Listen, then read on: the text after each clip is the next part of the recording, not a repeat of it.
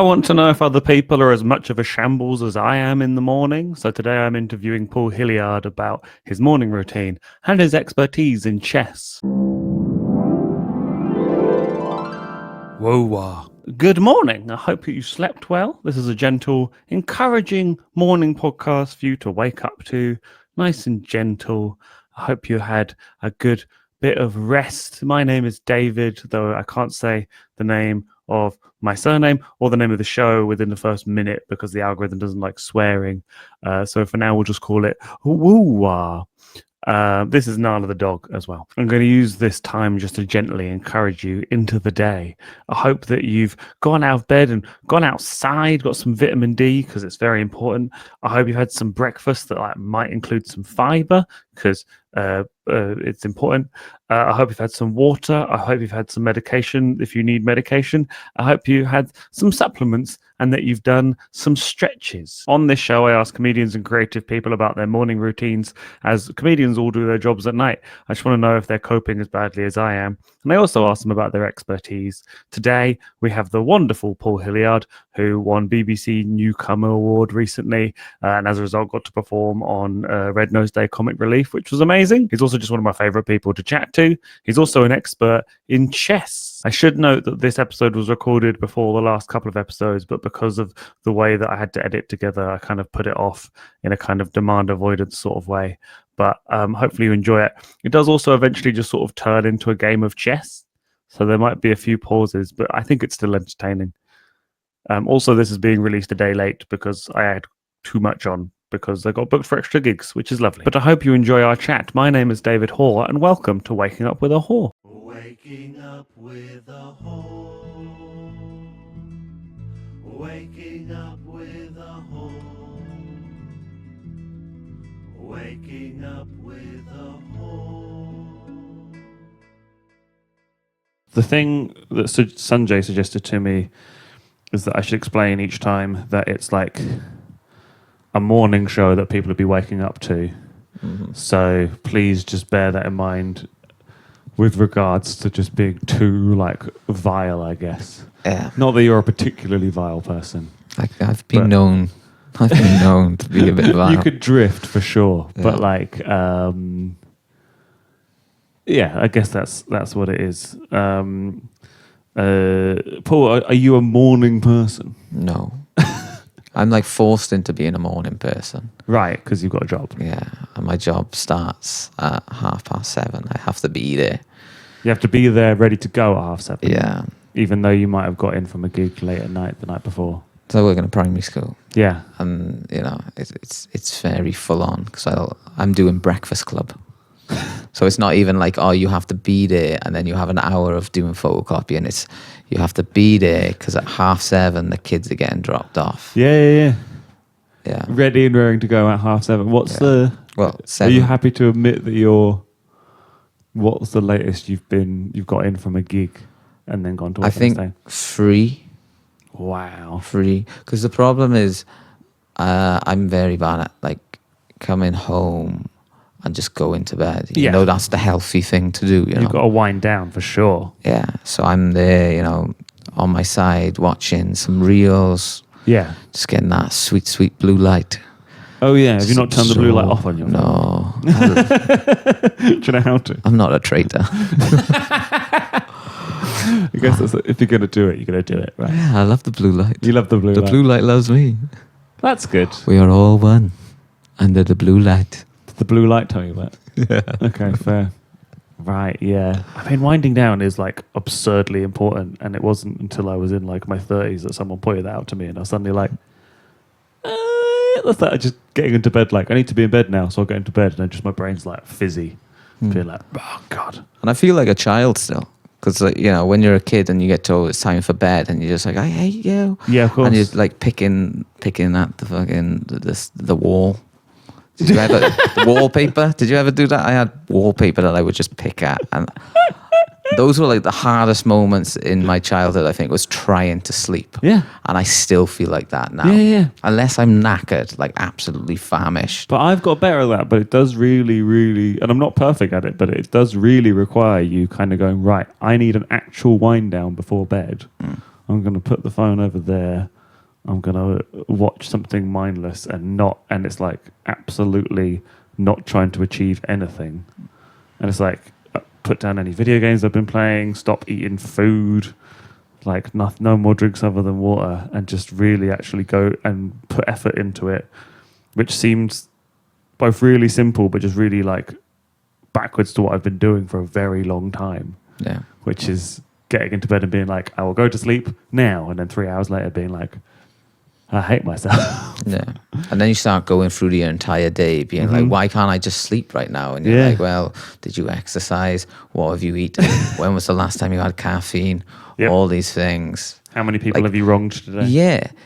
That's the worst thing about having a bad day or an unproductive day. Yeah. Is that at the end of it, you can't just turn off or fall asleep. Usually, if you've had a bad day, it's even hard to get to sleep. If you had a really productive day where you've been out and about, you've done everything that you're supposed to, you feel like an influencer. You know, you did everything you were supposed to do, you fucking achieved. And then you're just like, I can't turn off. Like if you have a day of just being a slob, looking at reels or watching movies, hardly moving, and you'll be more tired, food, but you won't be able to get sleep. Yeah. It's bad. And then it carries on. So hopefully anyone listening to this, you've had a wonderful night's sleep. Yeah. Or you're not listening to this at 4 a.m. And Paul is an influencer. Oh, they shouldn't be, unless they wake up at 4 a.m, but I usually put it around 7. It is basically part of the premise of this podcast is I'm sick of mourning people's moral superiority. I'm really sick of them being like, well, why don't you just wake up there? Because you want to, right? Well, I did, you but now I've accepted person. myself more, but I did for a very long time. Are you good at getting out of bed? No. No? Like this morning, like I'm off work right now. I didn't get out of bed until like 11. Nice. Yeah. But I had a late night. I was talking to someone on the phone quite late, so I didn't get home to bed until like 4. Ugh. But yeah. Are you still waking up at the same time that you would normally? A little bits. Little bits, which I want to hold on to really, because you don't want to, like, after the 6 weeks holiday, be like, yeah, you don't want to make it more difficult. So I'm about to go on a trip to America, and I'm kind of thinking I need to wake up at 4 a.m.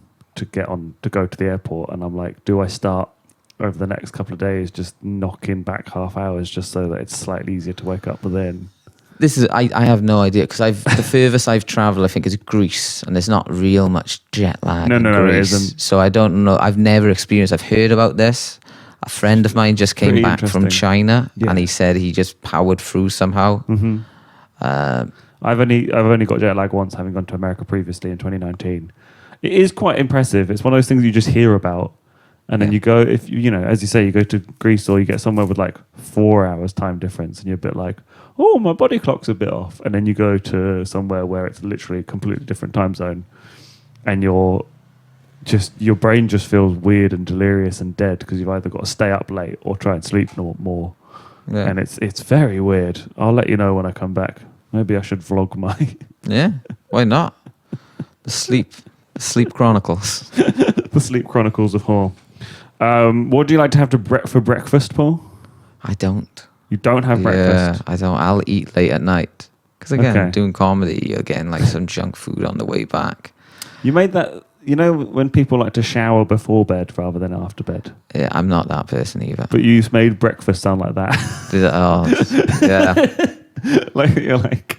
But it makes it worse because the later you eat, then you're just like, why do I feel so groggy? And why do I feel... I don't drink anymore, but I sometimes feel hungover if I eat too late at night. Yeah. Because depending on how much sugar biscuits you're putting into your body... after midnight give me a stomachache. Yeah.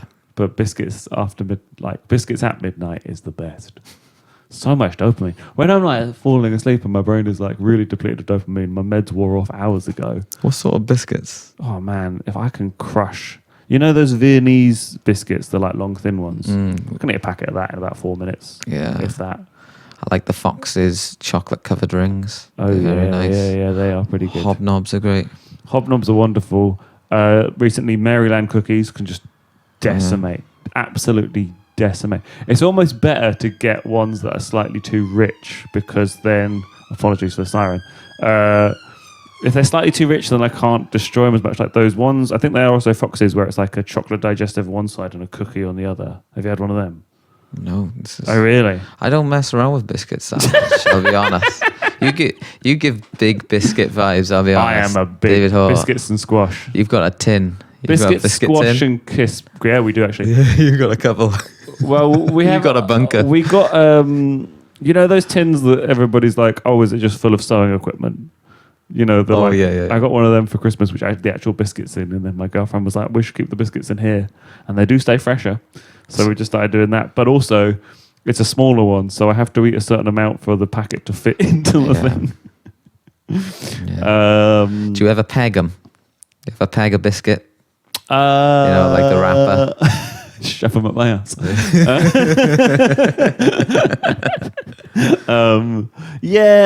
More pegging like crisps or peanuts or something. I think biscuits I'm quite happy just to twist. But now we've got the tins within like the past kind of months. Elastic band, don't mind it. Yeah.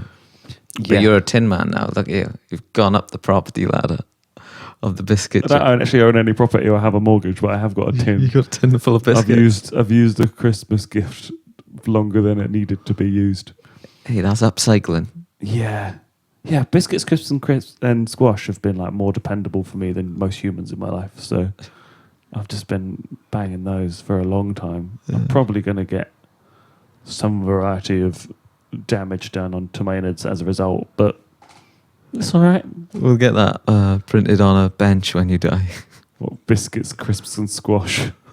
Oh, this bench is dedicated to David Hoare, who loved crisp biscuits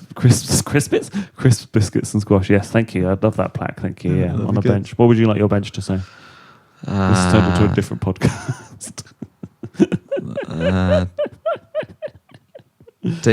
Take some weight off, pal. So like a rest easy, partner.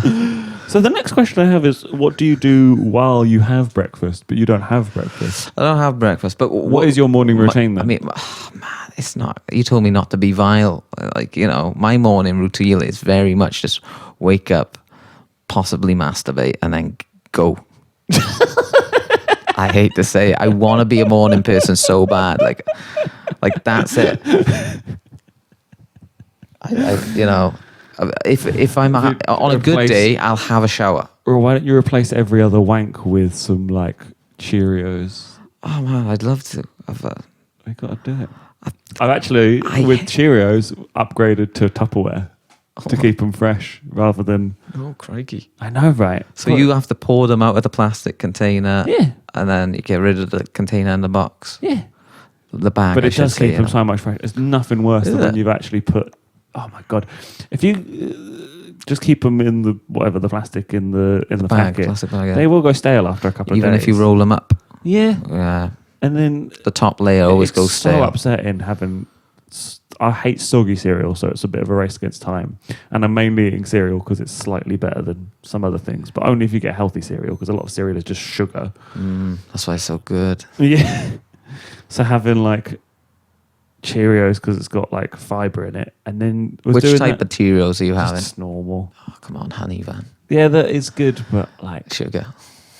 I'm turning 40 in 3.5 years, mate. Ew. Yeah. That's a long time, though. 3.5, man.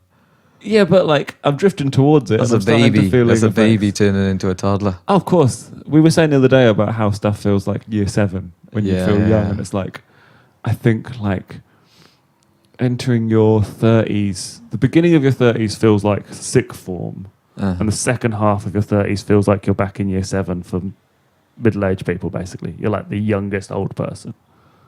I get it. And so stuff just. I mean, I've literally just come here from the osteopath, where she's told me that my hamstrings are weak. But that's good to know. Well, this is it. It's good knowledge is power. It is, and what I'm trying to tell you is the knowledge is that cereal that is so much better when it's not stale. So I've upgraded the container. I'm becoming a container guy. I like a little bit. Not lots of sog, but like I like. Shut up. It's like the phrase, not lots of song. I like Cookie Crisp cereal, and I also like Cocoa Pop shells. Oh, they're wonderful. They look like a Pringle almost, like a cocoa flavoured Pringle. Yeah, they're very good. But again, sometimes they're a bit too sharp when Right, they're I just get dry, you know? But you need them. Honestly, soggy cereal on its own Yeah, not triggers good. every single bit of my like hypersensitive neurodivergency. And That was a big word. I fucking go mental when I have soggy cereal. My inside just quiver. So I really see cereal as a race against time. And so, but you are right, because you can't just have them dry. They just need to be like in slight soaking. Like Kendrick Lamar, there's a video of him being like, he has like the pop, I don't know, they're like multicolored balls. Oh, the And little movies or ruby or something. Something. But Yeah. he will put them in and then like stir them a bit and put it to one side to let them get soggy for a bit. And he's like, "Oh, you want the half crunch, half soggy?" And I'm like, you're talking about a cereal now, right? Yeah. I thought you were talking about something else. "Are you talking about D-rugs?" I thought you were talking about like these little plastic balls, so you put them in water and they like expand. No. I'm still talking about cereal. We were talking about cereal. Yeah. Sorry. But there's a really funny video of Kendrick Lamar talking about like how he likes soggy cereal, and I'm like, you can like, there's the whole thing of like whether he's the best or the worst, all this sort of stuff, and I'm he just wants like, a little half and a half. I really like his music and I really like what he's done. I respect him way less because he really enjoys soggy cereal. Because it's outside of like actual atrocities, it's one of my least favorite things. But like, so if you want to aspire to have a morning routine, what would you like to get out of a morning routine? What are you thinking you need? What do I need? You really just like crumbled and hunched over a bit there. No, it's because I was thinking that you talking about what triggers you. You know, what triggers me is like little round things. like see this chess piece. Like this. Like if there was like a ball full of those, that would like make my skin crawl for some reason. Like marbles freak me out. Like those sort of like marbles touch. It's one of the worst fucking things. It's weird. I like the noise, but do you? Yeah, that's weird. Like I love playing pool and snooker, those things, but something about like little round balls, ball bearings. Yeah. Like I hate screwball Shrapnel. scramble growing up. Yeah. You hated screwball scramble. Yeah. No, I get it. That's fair. Yeah. I get. Well, the thing is, like, I've not been on the hunt for, or the opposite of a hunt for avoiding those situations. Yeah. Whereas you're like these. I bet you could list off a reel of. That's the main thing. It's just like, but there's so many small little round things. Yeah, of course. And working in a school, that's what kids love. Yeah, so I'm just like, it doesn't throw me into like a fit, but it does like just sort of like. I think it's because it's messy. Also, yeah, even though, as you can see, I'm not the cleanest of men, but you're all right. I'm untidy. He reads. He can read. I pretend to read. He pretends to read. What morning routine would I love to? I'd love to have the whole yoga, 15 minutes of just meditation, thoughtful. You know, just what am I doing with my life? Put on like a broth. Like, you know, bone broth, have that simmering, drink that, go to the gym, you know. Also, I try to lose a bit of weight, so I'd like to go to the gym, and they say like you should exercise early in the morning. Some reel told me that, so I'd like to do that. But the reality is, I'm rolling out of bed and I'm going. I'm maybe filling up a water bottle. If not, I'll do that at work, you know. Okay, there's a lot to go from here. I think you should start small, because I only meditate like 1 minute or maybe 2 minutes. That's good. You can do very small amounts. The Headspace app has like the Headspace YouTube channel has like short meditations that you can do in the morning, and you could do a small amount of things, and you could probably prepare these. I think it sounds like you want a lot of everything, and which is where I've been at quite a lot. And it sounds like I always equate it to like Mr. Burns. You know, when Mr. Burns gets told about all of his different diseases and they give him that door, they show him the door and all the germs can't get through the door. So he's basically staying alive because none of them can quite get through. Do you know what I'm talking about? I think so. This isn't when they turn him into an alien, is it? It's not that episode, you know? No, it's when he goes to get a medical thing and it's like you have every single disease imaginable. And they show him a little like bug, like a door with all the germs, and the germs all can't get through, which is why he's still alive. Yeah. And it's almost like your morning routine is you're trying to pack so much in that you're not going to do any of it, so you might as well do none of it. But also the plan is to live this way for another year. Okay. Save up enough money, and then I'll have mornings because I'll just be doing comedy in the evenings. Right. I was trying to work out what you meant, but you meant getting money from your job. Yeah, I thought you yeah, just yeah. meant not eating breakfast to save any money. I wasn't following you for a second. That's fair enough. I'm not berating you. I just think you could definitely make it easier for yourself. Oh yeah, I know. I'm like, my expectation is that. Yeah. But again, it's because I'm looking at the blue light, and they're showing me. The first thing I look at before, the last thing I see before I go to bed is someone like an A personality person who's just killing it, and they've got everything, and they're like, "This is the routine you need to do," Yeah. and then I'll fall asleep. And then I'll wake up and there'll be someone talking about Trump and Epstein. And I'll be like, time for work, Hence the premise of this podcast. Marvelous. I've suddenly thought of the phrase, you're like a moth to a blue light. Nice. Yeah. maybe a show title or something. It sounds good. Right, so Paul, The Guardian would like that, I think. Oh God, yeah. Do it. I like that. How are you feeling about being away from the Fringe at the moment? It's getting easier. Yeah. I definitely had a thing the other day. When you're there, it's all you can think about, and you might speak to someone, and they're like, "Oh, are you still there?" And you're like, "I barely scratched this." When you're like a week in, and you've still got like more than 2 weeks left to go. Yeah. And so I've definitely gone from seeing it as every post and everyone's excited and people are all hanging out and people are doing shows and people getting reviews and being overwhelmingly jealous to being like, oh yeah, this is still there and I'm doing a bunch of other stuff now. So I'm finding it a little bit easier. You're about to go. Yeah, I'm going to go for the last week. How are you feeling? Pretty fun. I did Lazy Dog last night for the first time since it's been back. It's a lovely room. So fun, man. Mm-hmm. It's so fun. And when you just... I haven't been on stage doing like a lot of brand new for a while. Yeah. And that was so fun. Oh, God. Because I'm only doing a work in progress. There's no pressure on me. Mm-hmm. I'm quite excited. And I think a week will be more than enough. Yeah. Where I reckon after about 5 days, I'll be like, I could do with this being over now. I think I've got it. Oh, God. I went about a week into Edinburgh maybe last year or the year before. I think it was last year. I ran into Catherine Bohart and I was like, how's it all going? And she was like, great. I'm going home tomorrow. And I'm like, oh my God, you're only doing a week? And as she was walking away, she just went, yes, sir. And it reverberated down. To me, in my mind, it felt like it reverberated down Cowgate of her just being so happy that she'd done her week and she was gone. Yeah. Yeah, I think that's good. I think you get to waltz in and be like, hey guys, how's it going? And you'll be a bit of a fresh air. As I said to you in the car show the other day, a bit of like a subbed-on pressure, I can't say a word, pair of fresh legs. And that'll be good for you and them. And then, you get to go have fun and do comedy for a week. And everyone's been there, so their hours should be tight.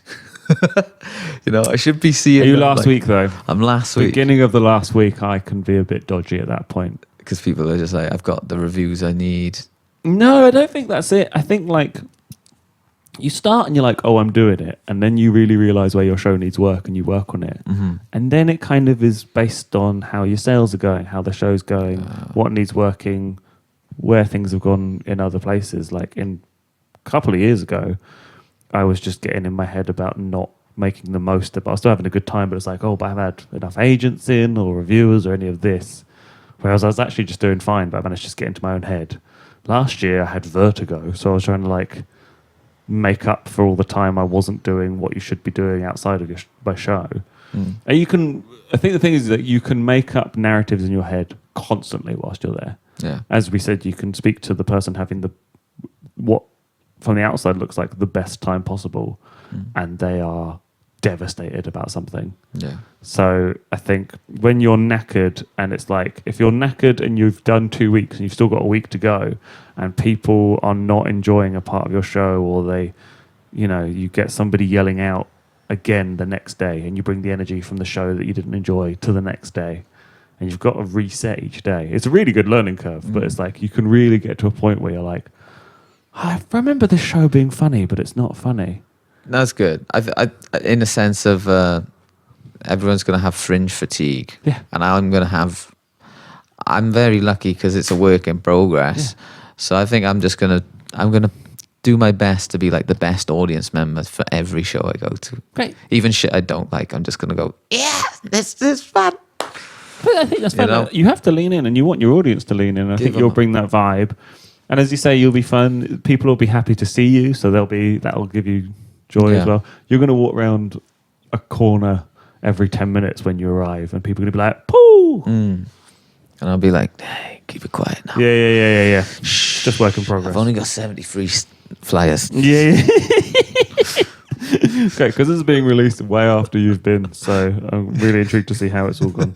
Chops Comedy every Tuesday in Bristol. We have an amazing secret headliner and the best local acts every Tuesday at Bar 57 in Bedminster. Previous acts include Mike Wozniak, Fern Brady, Nish Kumar, Harriet Kemsley, Rosie Jones, Jade Adams, Sally Ray B, Ed Gamble, Spencer Jones, Chloe Radcliffe, Tom Rosenthal, Scott Bennett, Finn Taylor and Helen Bauer. The first 20 tickets are only £4 and the rest are only £7. It's an absolute bargain. Tickets via Head First. Come to Chops Comedy every Tuesday at Bar 57 in Bedminster. So, Paul, I've not only got you here today just to discuss your amazing morning routine, which we've discussed. Yeah. You're so good at mornings. But also because you're a chess expert. Yeah, I am. Yeah. I am. So I've just got a Fully few questions. qualified. General chatting questions, and then I've got a chess-based quiz for you. Oh, Christ. And then we're going to play a game of chess, I think. Yeah, Unless you want to play a game of chess whilst I ask you these questions. Yeah, let's do that. Yeah? Let's kill two birds, one stone. Very nice. Wow. You've only gone one square forward on a pawn. That's really interesting. All right. So my first question is, what is chess? Chess is a multitude of things, really. It's a reflection of the person you are, quite frankly.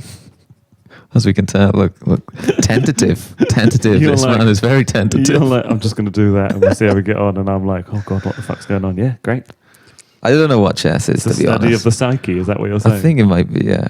All I know, this is what I know about chess. I played it when I was younger, not professionally or anything like that. Imagine. I just played. Yeah, when I was 7, I went pro. A lot of them are, though. There's a lot of, like, you always see, like, some kid who's just, like, fantastic. Like, yeah, but there's not loads of them. There's enough where you're like, this is a surprising amount. What's the lad who... See, I'm not even an expert. Because for me, I played it when I was younger. Mm-hmm. And I remember playing it with my mate Taylor Shaw. Mm-hmm. And he would think about his goes, and that would piss me off because I'd be like, let's make it faster, and he'd be like, no. Yeah, so he was actually playing, whereas I was just like, let's look at the patterns. And then during lockdown I started let's look at the patterns. Yeah, I was just like, oh, let's move this one here. What's gonna happen? Very nice. Oh my God. So then I didn't really play that much, and during lockdown I was living with my housemate Louis Jagessa. And yeah, we would just have nights in, play some music, get a little inebriated, and just play chess. And then more boys would come over, and we'd get into these sort of like... By boys, he doesn't mean young 7-year-old boys who are good at chess. He means his friends. Yes. A couple of 20-year-old chaps, let's call them that. So they would come over, and everyone, because we didn't have a TV, so we just have music. We'd be chatting, and then there'd be two people playing chess constantly. Yeah. And it got to a point where, because we were all terrible. Yes. Still are. I love that. I like playing people who are at the same level as me, which is, I think I'm doing this. Yeah. And we'll both lose our queens. And we were all getting better at the same time, because that's like, I think chess.com started getting really popular. Like I know loads of Bert Williamson plays chess now. Oh, does he? Yeah, loads of comics. Oh yes, he's mentioned it in a stand-up. Yeah. They love playing chess. It became the most watched game on Twitch, and it is like surged in popularity in lockdown because you can play it as authentically as anything else online. There's not any kind of like if you play backgammon online, it's like an electronic dice, which isn't quite the same. if you play these other games, there's kind of like a digital randomization, but this is just, other than you can see what squares you can move to, I guess. And it's super bravado as well. Yeah, yeah. Like, that's what was the fun part, was watching someone who had just like beaten 2-3 people, and then someone beats them, and now you realize that everyone was rooting against that guy. So be like, yeah. And so it turned into this like quite a macho, fun. Well, you were telling me about it. You were saying that it got to the point where no one was allowed to speak. Yeah, people got really testy, and like the music got turned down, and people were so focused. Because again, we got to, instead of looking at the patterns, we got to actually playing it. So people were figuring it out. And what's so fun about chess is once you know the rules, you can look at a board and like I can see what your options are, you can see what my options are. So it's all out in the open. Yes. So when you miss something, it's like wiping out. It's like, oh my God, how did I not see that? And if you've got a little audience of your best mates and they're all like, knew that was going to happen, you're like, shut the fuck up. And you're like, it heightens. It's not a game of snakes and ladders, because it's not a game of chance, you know? No, of course. There's a bit of skill and it's fun. And, you know, there's the comparisons between boxing and chess. You know, chess is boxing. You know, it's mental and it's so true. Oh, hang on. WUWAH. Just a quick message from me to say I also make music under the name Branching Audio. I make instrumental music, either ambient music or beats. I've just released an album of beats called Cassette Recollection under the name Branching Audio. It's like lo-fi, down-tempo, chill-out sort of music for fans of Bonobo, Nightmares on Wax, Mr. Scruff. It's available on Bandcamp and also all music streaming platforms. Please go give it a listen. I hope you enjoy it. Something to stick on in the background whilst you work. Also, it turns out if you make a playlist for it on Spotify, I get given that information. So what's the funniest name of a playlist you can put one of my songs on? I hope you enjoy Cassette Recollection by Branching Audio out now. Yes, I think that is right. That it is kind of like a mental game, and I think you can tell a lot about someone from playing it. I also like that you were telling me before that you had to ban other people from going, oh, and stuff, because then like that would make somebody, they were about to do a move, and then they might, external kind of intervention almost. Yeah. It was like, no coaching. No, this is it. Yeah. Can I just say, these bishops are the most bishopy looking bishops I've ever seen. Very, very good. It's a very lovely board. How long have you had this board? I think my brother bought it when he was 13, 14. We went to France once. Oh, right, okay. He bought it from like a flea market. And he's like 35 now, so yeah, I just nicked it off him. Great. It's your go, though, isn't it? Okay. Because I moved here. Lovely. Not that I should tell you what I've done. Exactly. Even though you could see. See, but this is what's going to happen now. We're going to get really quiet. Noises. Oh, yeah, I see what you've done there.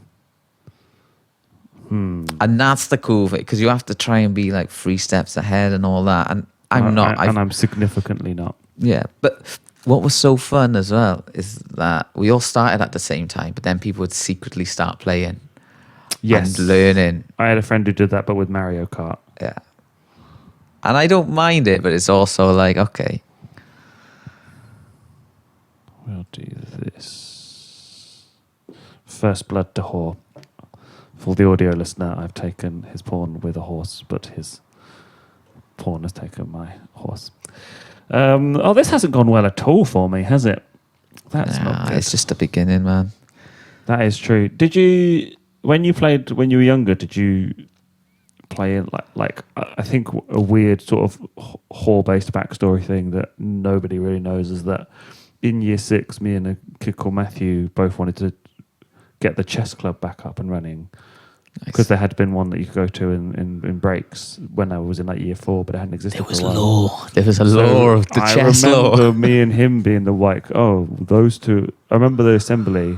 I don't remember much of like the conversation or actually being in the club, but I remember the assembly where they went, chess club is starting up, being run by Matthew and David Hoare, and like a bunch of people were like looking at me being like, that's the chess guy. Nice. But I was like the one kind of spearheading it, but I was getting beaten by everyone, I think. Yeah. It's a difficult game. Mm-hmm. I was watching a video actually because, like you said, it's really popular online now. Mm-hmm. Of this really attractive lady playing against he had big virgin energy. Right. Okay. This guy, Yeah. and he was it sort of Richard like, Branson? I don't know, maybe. But he was like fumbling and he was trying to be cool, even though she was like a chess master. Yeah, That's the mad thing. We were talking about like how Magnus Carlsen, is it? Yeah. That guy. He was like, wasn't he 13 when he beat that Russian guy? Yeah. Who played against a computer, Kasparov. Yeah, Kasparov. Yeah. Yeah, and you're just like, that's the mad thing about chess, is if you know how to play from any age, doesn't matter your gender, anything. So when this virgin comes in, he sees this beautiful girl, and he's just like, well, I can probably beat you out of 2 out of 10, and he's just like, it's like, you gotta hold your shit together, man. Yeah, and you're just judging them, seeing them without seeing them play, and you're like, I can beat them because of my preconceived notions. Just look at the board. But also, like, there's so much history now that children are literally being raised to be chess prodigies, which is mad. But some of them are loving it. Do you know about Bobby Fischer? Didn't he go mental? Yeah. Have you seen the Bobby Fischer documentary? No, tell me. It is. It's good. Mad. Yeah. Well, he's like a pretty insane guy, and he kind of beat the Russians during the Cold War at chess in Russia, and it was one of the few times that people were going like behind the Iron Curtain, and it was like a big sting to the kind of Russian kind of domination, as it were. And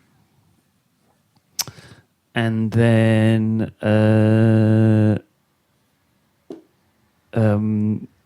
he kind of went a bit mental when he's one of these people that spends a lot of time kind of, he should just be really good at chess, and instead he's sort of Did they think he was a spy? Jewish people a lot. Oh, did he? Ah. Yeah, well, the government had to get involved basically because he's was going into behind enemy lines. Was he just a weird dude from the beginning, or? Well, I think there were people who claiming he just was so involved with chess that all he was thinking about was numbers and all that sort of stuff, that his brain just started to shut down other parts of his things. But there's also there's savants on the streets of New York and stuff, and you play them at chess. They'll beat all the grandmasters, but they can't hold down a job. Yeah. They're homeless, and and apparently the grandmasters go train against them, and they'll be like, can you play a game against me? And they're like, if I beat you 2 times, you don't play me anymore. And then they'll beat people in 4 moves. And they're like, wait, let's play again. And he's like, no, I've already beaten you. I'm not wasting my time. It's really interesting. I'm not necessarily saying that chess itself is the reason that they've done that. Yeah. But it is they've found the thing that's preoccupied their brain. Mm. And yeah, it's mad. There's a lot of... I do like the New York. Again, you see the videos online of just in the parks. In the parks, the shit talking. That's the other thing that was fun. We would have a good amount of shit talking during COVID lockdown, and it was fun. Nice. Have you just gone, or have I just gone? I've just gone. I went there. Yeah, you went there. Fantastic. I've been chopped-livered a few times, more than I'm happy, which is the quickest way you can take someone out. Yeah. And my God, I just would leave and go to really? my bedroom. Yeah. It really makes you feel bad. Well, just for a little bit, it's just oh gosh. You've had your ass shown to you. Yeah. Because again, it's so humbling. Because you're just what? How did you... It's like getting pickpocketed in front of you. It's just I'm going to take your money, and you go, no, you're not, and then they've just got your money. There's theft magicians who go to weddings and steal someone's tie whilst chatting to them. Yeah. But they're doing that to you whilst playing a game. It's hey, let's hang out and have fun. Oh, what's this in my hand? It's your ass. Yeah, for sure. But then you either go away to your bedroom and cry for 30 minutes, or you go, nah, we need a game straight away. We need a game straight away. And hopefully you To get clean that the game. palate. Yeah, you either need to like redeem yourself, or the worst case scenario, you want to redeem yourself. And then there's like, no, Jacob's on next. And then it's Sammy. And then it's you have Taylor. to get in and the you're queue. like, oh. Winner stays on in the queue. Then you're just Fuck. brewing. At Because what point technically we- you want that person to carry on winning so you can redeem yourself against them, you know? Yeah. That's really interesting. Did you ever get to the point where you wanted to get a second chess set involved, or was that not the vibe? I think we did towards the end. Like I think we had about 8 lads in our living room, and it was no bigger than this room really. Chess is keeping kids off the street. It was so fun. It still is fun. Yeah, of course. It's your go. For sure. What are my other questions for you about chess? Oh yeah. That was another rule we had, is like, if you touch a piece, you can't like pick it up. If you pick up a piece, that's the piece you have to move. Yeah, of course. You know, you But can if you touch touch- it, you can do okay. that, And let go. but as soon as you pick it up, you got to move it. That's good. I think it's nice to have that sort of level of Just makes you think before you leap, of course. you know? Of course. I think it's a good game to teach kids. I've just castled there. I feel pretty good about it. Nice. This is such a nice kit as well. So lovely. Okay. I'm going to quiz you about chess as well now. So I'm going to ask you some quiz questions about chess whilst we play chess. Okay. So, question number 1. Who is the current chess grand champion? Magnus. No, he got beat recently by a guy, didn't he? I don't know. The answer is Gary Chess. Okay. Who invented chess? Question number 2. Wasn't it the Indians? Oh no, it was Gary Chess. Sly dog. Question number 3. If your pawn gets to the opposing player's back line, what happens? It turns into a queen. Or you can turn it into any piece you want, but You can usually turn it into any people piece queen you it. want. Yeah. The thing that always intrigues me about that is... Oh, by the way, you were in check. Oh, Sorry. I didn't say see check. that. I didn't say Uno. Sorry. You didn't say anything, and I just showed my Sorry. sopping. Too busy asking you about hand. Gary Chess. I assume it's useful, so you could, in theory, turn something into a knight, so instead of a queen, because that might help you more. But I'm always like, oh, you could turn it into any piece. It's like, why would you turn it into anything but a queen? Yeah. That's fair. That's a fun move you've just done there. I like that. I've done one of those moves where it was really fun and I kind of did well, and then I've got nothing to back it up. I put you in check, and now I'm like, cool. Sort of like, did like a fake out, and then I've got, as I say, nothing to back it up with. What's the next move? What is the next move? I think this is the next move. Haha, you fool. You could have taken my queen. That's chess, baby. That's why we liked it. That's why we like this game. I've just gone red. I've just gone the colour of Paul's. That's it. This is why we play chess. For I moments watched like you that. do it. I watched you do it. I was just like holding my tongue, going, He's talking about Gary Chess again. just let him talk. Just let him talk. Okay. Let the podcast work to your advantage. He's in content mode. I feel like I suddenly understand horrible, isn't it? why you stormed off. I'm there going like, it was just a game of chess. And now immediately, there's footage of me that's on the internet of going, I watched you and you went, now you can take my, oh no way. And I just didn't listen to you. I was too busy being like, I'm going to say really silly jokes. You would have had. I'll admit. This is an exhibition. This won't go in the league table. Pre-season friendly, innit? Oh dear. Oh God. I'm gonna have to call my family later and tell them what's happened. What's the best place to eat in Bristol? What's your favourite place to eat in Bristol? I really like the burgers at Squeezed on Wapping Wharf. Squeeze is good, eh? Really, really, really. They're really weird though, because every time I try to like They're not Uber always eat open. them, yeah, and also they'll be open, but they're like, we're not doing the chips, and the chips, What? The chips are like super salty and like so good. The chips are really good. You also can't get their lemonade on Uber Eats. No, You have but to have go you ever there. got like drinks delivered via Uber Eats on like it's precarious, especially when you've got hot food next to something and it's been delivered and it's like it's so weird. It's not worth it. But yeah, the lemonade burger and chips deal, we got that in lockdown a lot. We'd go down to the harbour, get it. It was made us very, very happy. There's a place that's opened near the Sainsbury's on White Ladies called Not Just Noodles. Okay, what do they do? They do. It's like Hong Kong style food. Real good, man. Oh, yeah? They do like noodly stuff. Real noodly stuff. Yeah, and ricey stuff. And they've got this like deep fried pork chop with shallots, but they're like fried shallots. Man, it's great. What were you going to say about the best restaurant in Bristol? Well, no, I'm just thinking about food, and that noodle place is really good. I want to try some more stuff from there, but also I'm thinking of getting a Five Guys. Okay, At the moment. Nice. Question number 4: which chess piece do you fancy the most? Oh, got to be the horse, right?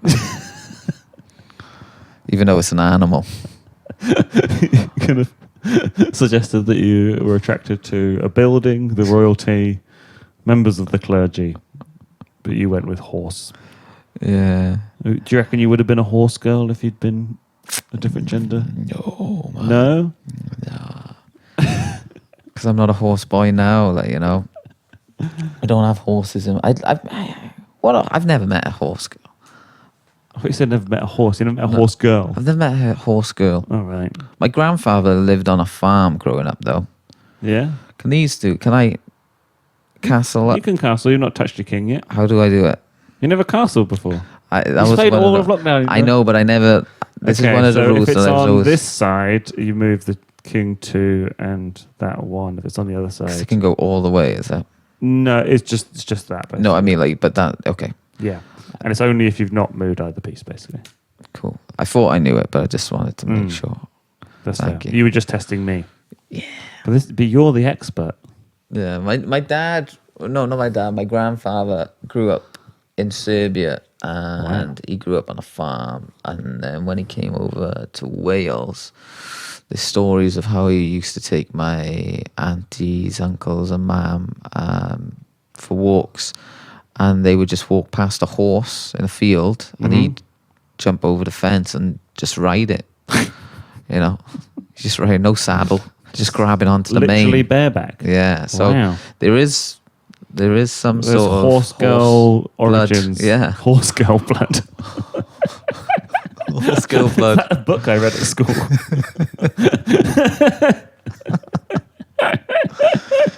Yeah, man. They're like Apaches, yeah. But it's mad, like, you know, it's mad hearing a story like that, and now I can't even get out of bed before 11 a.m. You know?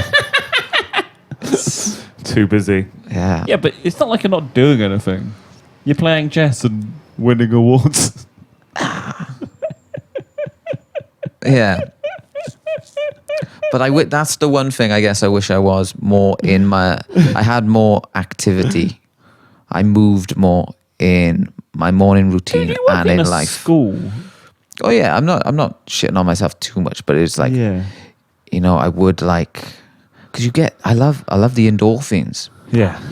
But just knackered. Everyone's always knackered, aren't they? Yeah, that's true. That is very, very true.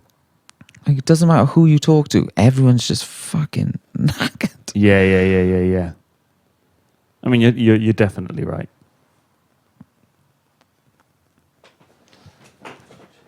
I have no idea what I'm trying to do yet. No? Yeah, my game plan is fucking out the window. Fun. Well, that's good. I do like your game plan being out the window. to the window, to the wall. Skeet, skeet. Skeet, skeet, skeet, skeet, skeet, skeet. I'm going to do this, which seems like a big move. Oh, that is a big move. Question number 5 in the quiz is, can you beat me at chess? I don't know if that's answerable. What do you reckon? I reckon you might have me. That's very I interesting. shouldn't have said that surprisingly. That's all right. I spend a lot of time chatting to Paul, telling him to back himself more. But I also enjoy the level of whimsy in which you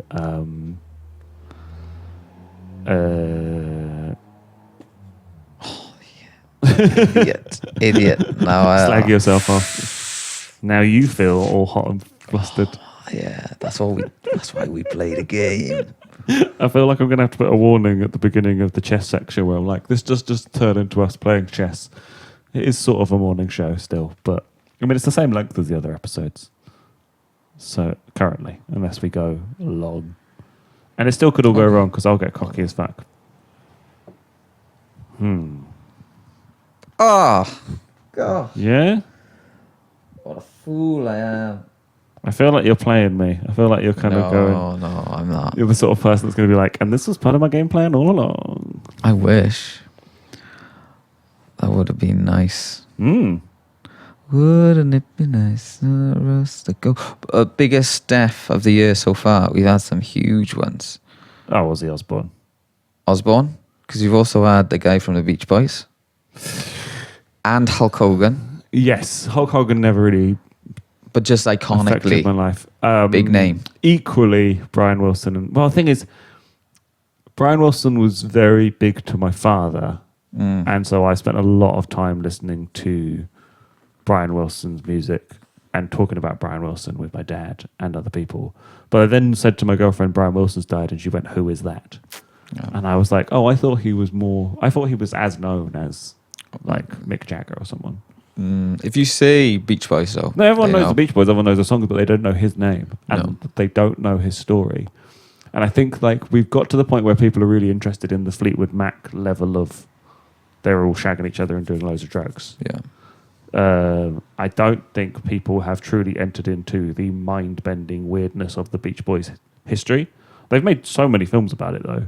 This is the thing. I wasn't raised on the Beach Boys. I was raised on Queen. Oh, nice. Queen, Hall & Oates, Simon and Garfunkel. Those are the 3 that were on rotation quite a bit. So I only really started hearing about the Beach Boys and learning about their level. I see what you're doing.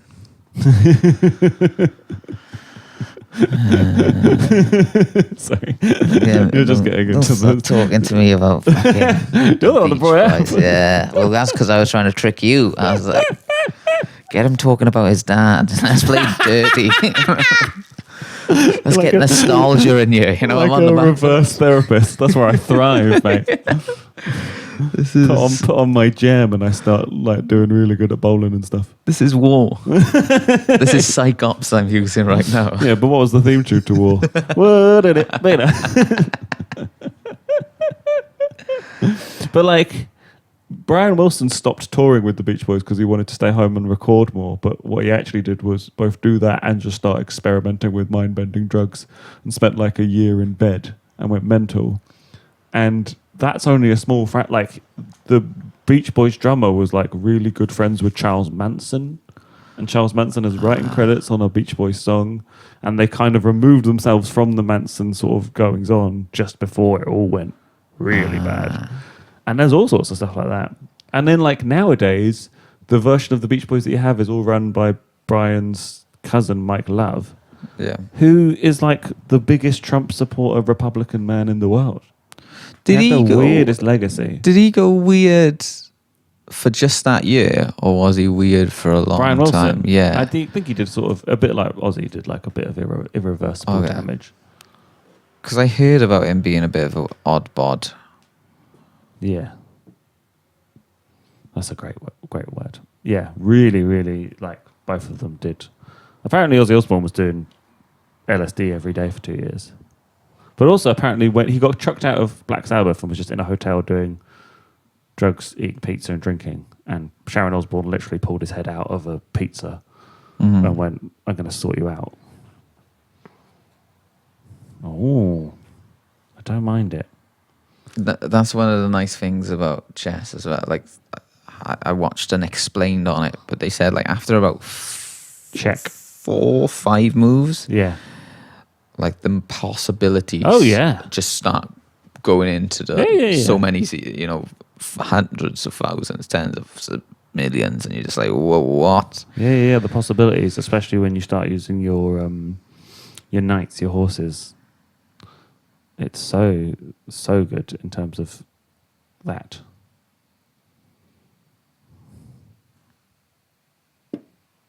Oh, I don't mind it. You done me, haven't you? Is that checkmate?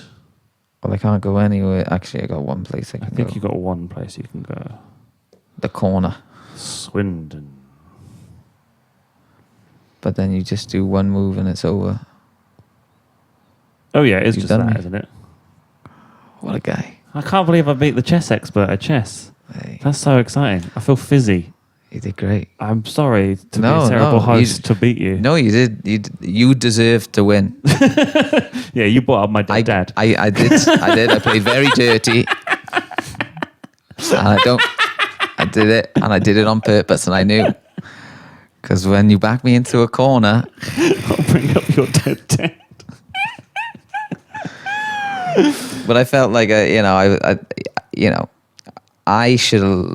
I knew I should have lost when you're clinging Yeah, to the fact that you're like, hopefully he doesn't see that. Hopefully he doesn't see that. Hopefully he doesn't see that. You don't deserve to win the game. I'll be honest. You don't deserve to be called the expert. That's a really good bit of life lesson. Yeah. It's like if you're feeling like if you're constantly feeling like you should be just getting away with it, Yeah, like you need to sort some shit out. exactly. Much like Paul's morning. 1 minute of meditation, a little bit of food. I reckon you can do it. Yeah, I But think so. yeah. A little bit of food. Well, Paul, thank you for waking up with a whore. Where can we find you online? Me and Emma Hughes have a podcast called Has It Got Legs? Mm-hmm. Watch that, and then I might be having some other podcasts. But follow me on Instagram at a cat named Peaches, all one word. Nice. Anywhere else we can find you? Anything else you want to plug? I don't think so at the moment. Oh, Mr. Wolves every Sunday in Bristol. Other than that, yeah, follow me on Instagram. I'll be around. You'll be around. Well, thank you for waking up with a whore, Paul. Thank you, mate. Lovely. Thank you so much to the wonderful Paul Hilleard there. As you can see, he is wonderful, even if he's a shambles and a bit of a mean person. I forgot to ask Paul to give me a song title suggestion, which I do for all my guests. So I got him to send me this video. Hello, David. My Human beings at Netflix each one. Are we ready for our second comedy, session man. of comedy? Doing lots of comedy, you see. Stephen Evans doing comedy in Narberth of all places. Cheers for the pod, man. My song title suggestion is Checkmate Delirium. All the best. Fuck you, Paul Hilleard, I beat you at chess even though you tried to make me sad. The way the show works is usually I put the guest episode out on Monday, although not today because I got delayed. And then Tuesday, Wednesday, Thursday, Friday, I put out mini morning encouragement episodes, which is just basically a shorter episode of me giving you a bit of gentle encouragement into the day and also just telling you a bit about what I've got going on. I hope that you smile in the mirror today, guys. I hope that you smile at others. I hope that you eat 3 meals at sensible-ish times. Make sure you have some fruit and veg. Make sure you wind down before bed. And watch a video of somebody doing a kickflip, because it's always impressive. If you've ever tried to do a kickflip, you'll realize just how impressive any kickflip is. Don't forget to like, comment, and subscribe, and tell a friend if you think they might enjoy this sort of nonsense. My name is David Hoare, and thank you for waking up with a whore. Try and have an adequate day. Meet your basic needs and go be a dick.